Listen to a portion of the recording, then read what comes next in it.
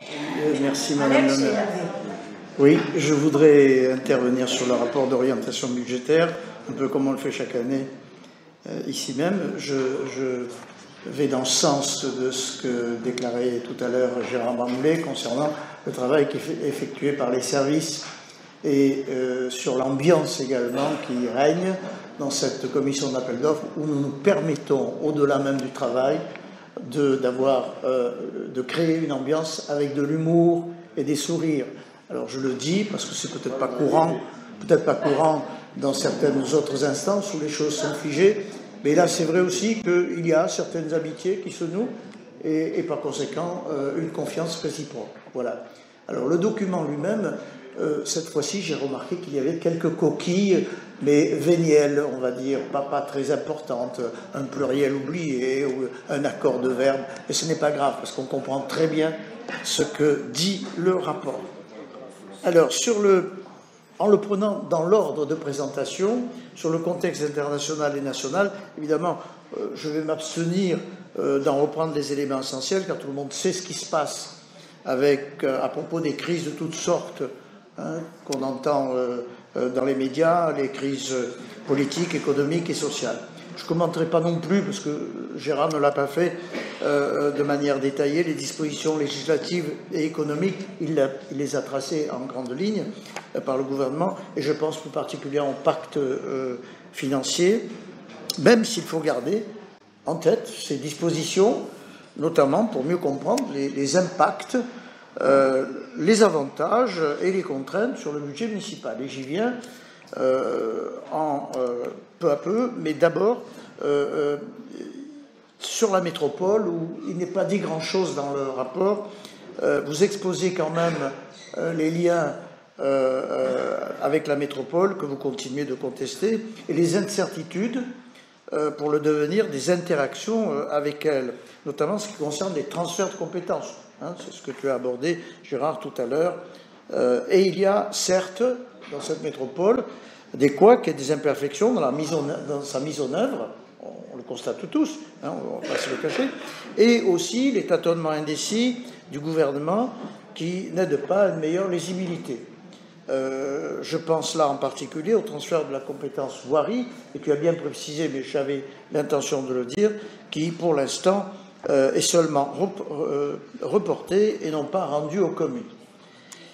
Et aussi un élément quand même qui peut avoir un impact important, notamment sur les interactions avec d'autres collectivités, la fusion reportée du département et de la métropole, sachant que si elle avait eu lieu, il y aurait eu probablement ensuite des lignes croisées, notamment en direction des communes. Mais ce n'est pas le cas pour l'instant. On continue à travailler avec deux entités différentes. Alors, pour aller à l'inverse des critiques fortes, systématiques que vous faites sur la métropole, moi j'ai envie de dire que la métropole, à mes yeux en tout cas, reste un outil pertinent de mutualisation. Sa mise en route, évidemment, n'est pas immédiate. Rappelez-vous, les intercommunalités, il avait fallu à peu près 10 ans pour avoir un rythme de croisière. Et il n'y a qu'à voir ce qui se passe dans mon nombre de métropoles, anciennes ou nouvelles, ça marche. Alors certes, elles sont peut-être, mais je n'ai pas les chiffres pour comparer, plus ou moins importantes que celles d'Aix-Marseille, mais on en connaît qui fonctionnent. Bordeaux, Lyon, pour ne prendre ça, et même des gens que vous aimez bien à Nice. Voilà.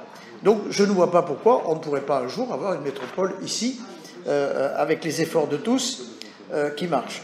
Alors j'en reviens à la loi de finances, donc sur les impacts liés à la loi de finances sur notre budget. On peut quand même en tirer quelques conséquences dans plusieurs domaines. Mais je vais me contenter, puisque ça a déjà été abordé tout à l'heure, de revenir sur l'exemple de la taxe d'habitation. Le texte de votre rapport dit que sa disparition programmée entraîne de ne plus percevoir les allocations versées par l'État, et notamment en compensation des exonérations de la taxe d'habitation en faveur des ménages aux revenus modestes. L'autre risque est que pour les programmes de nouveaux logements, vous insistez là-dessus dans le rapport, que pour les programmes de nouveaux logements HLM, cette mesure pourrait, je cite, désinciter les collectivités locales à construire. Le raisonnement me paraît juste, hélas, dans ses conséquences, d'autant que, on le voit bien, Madame la maire, tout à l'heure, vous êtes revenue sur le taux de 25% de la loi Allure, que la ville paie cher, j'estime que c'est cher, l'insuffisance de logements sociaux au regard de cette loi Allure. Dans le rapport, si les pénalités sont mentionnées, on n'a rien à cacher, c'est la vérité, vous ne fournissez pas cependant le pourcentage actuel de logements sociaux. Et tout à l'heure, c'est un chiffre que je n'ai pas entendu, sauf erreur de ma part, il est de 19,7% à Aix-en-Provence, dernier chiffre de référence. Je rappelle qu'en 2001, ce chiffre était à 19,2%, c'est-à-dire que la progression est très faible en 18 ans. Vous estimez que la pénalité qui a été de 739 000 € en 2019, on l'a vu lors de différents documents budgétaires, devrait sensiblement encore être du même ordre pour 2020. Ça montre bien qu'on ne voit pas très bien comment on progresse.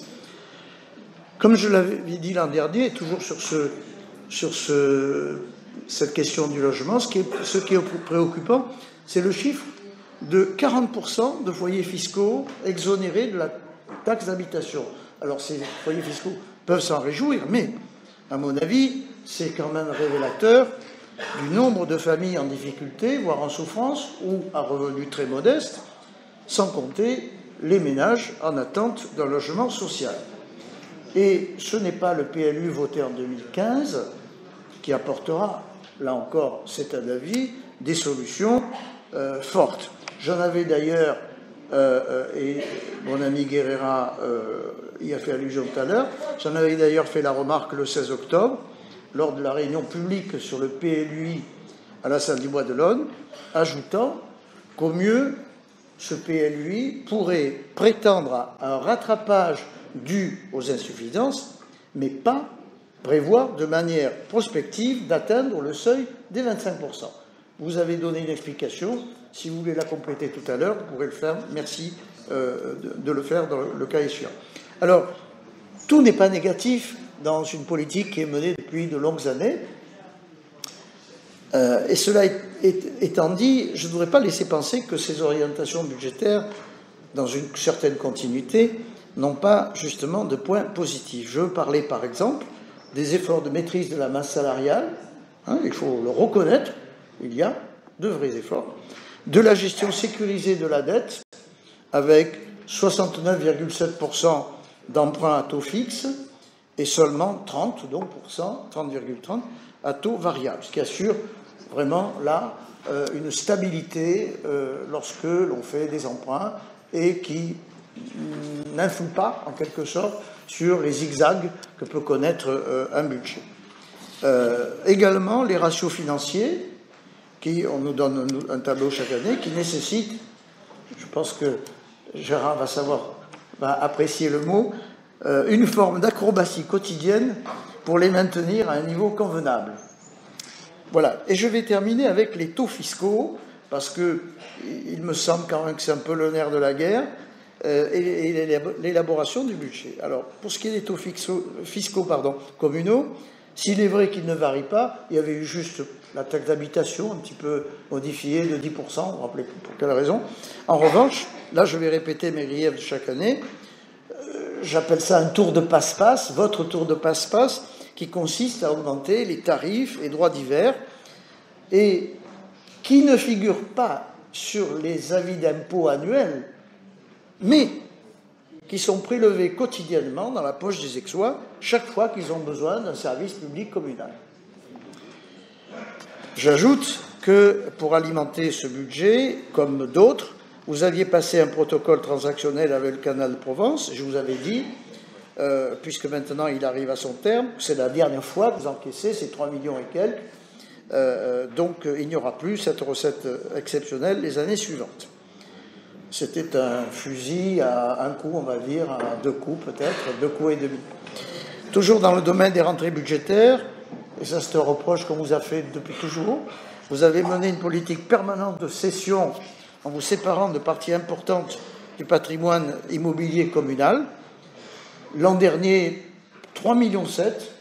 Cette année, vous faites une inscription à hauteur de 1,9 million, donc près de 2 millions, alors que dans certains cas, et notamment pour le centre-ville, il était possible d'en convertir un certain nombre en logements sociaux, ce qui aurait permis, en 3 points, et c'est ma conclusion, d'offrir des solutions à des personnes âgées, aux jeunes ménages, aux étudiants et à des personnes à mobilité réduite, sachant que certains ne peuvent pas rester à Aix et donc, vous le savez, migrent vers des communes voisines. 2, de recréer cette mixité sociale. Quand on va en centre-ville, on a l'impression qu'on est dans un hypermarché à ciel ouvert, avec des boutiques.